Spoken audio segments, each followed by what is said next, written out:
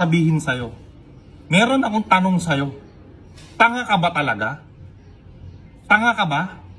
Nag-iisip ka ba? Feeling action star ka? Ang action star hindi nakakaabala. Umalis ka dyan. Ha? Umalis ka dyan. Umalis ka dyan. Huwag ka maipagpatigasan ng muka. Ang totoong action star tumutulong.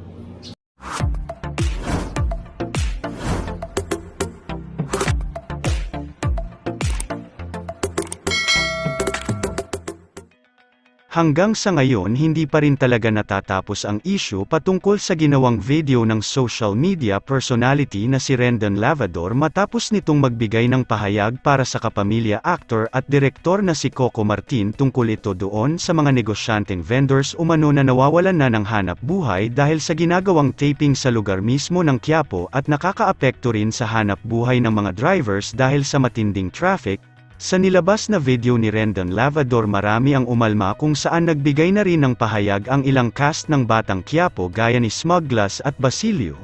May mga sumang-ayon kay Rendon para sa mga binitiwan niyang pahayag gaya ng isang netizens na araw-araw dumadaan sa lugar ng taping ng Batang Quiapo aniya, "No hate Sir Smuglass pero bilang rider po grabe din talaga ang hirap namin pag nagdadrop sa Quiapo, angkas rider po ako. Pero nung ilang beses na nag-drop at nag-pick up ako dyan sa Quiapo grabe ang ikot at layo ng binibiyahe namin para sa customer ma-pick up namin dahil may mga saradong daan. Minsan kami pa po ang pinapagalitan ng customer dahil ang tagal namin. Ano pong magagawa namin kung sarado ang daan at di nagpapasok dahil daw po sa shooting? Minsan sa sobrang tagal kinakancel na nila. Sa halagang 60 pesos na biyahe lugi na sa gas at oras minsan kinakancel pa. Ano pong magagawa namin? Sarado daan dahil sa shooting, kaya minsan po pag Quiapo pick up ng mga rider walang kumukuha dahil lugi na sa pick up dahil malayo, sana mapansin mo side lang namin ito bilang experience bilang rider." Gayunpaman, marami ang hindi sumang-ayon sa pahayag ni Rendon dahil nakapagbitiw ito ng masasakit na salita laban kay Coco Martin. Sa Facebook binanata ni Smuglass si Rendon Lavador dahil sa mga pahayag nito aniya kasama ang isang litrato na meme mula sa kanyang post, "Dapat talaga taasan mo ang value ng atensyon at emosyon mo. Lalo na't maraming taong handang gamitin ito para sa pansariling interes lang o pagkakitaan lalo sa panahon ngayon hihikayatin kang magalit o bumatikos at magkaroon ng masamang imahe sa isip mo ang iba." Isa pa rito narito naman ang komento niya sa mismong video ni Rendon, "Tol nagne-name drop ka na at nagsalita ng mga di maganda. Influencers move.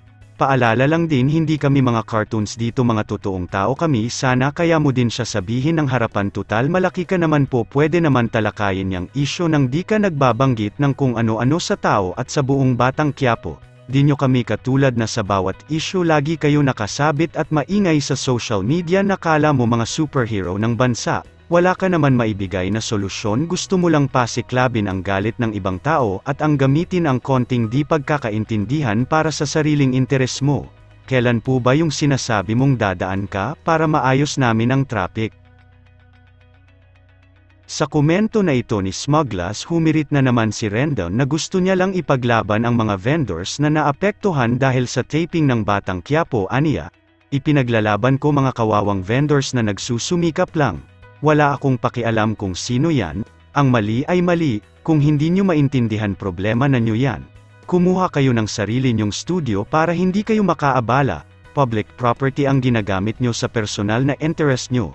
Basahin mo ulit kung hindi mo naiintindihan salamat." Kayo po anong reaksyon nyo sa mga sinabi ni Rendon?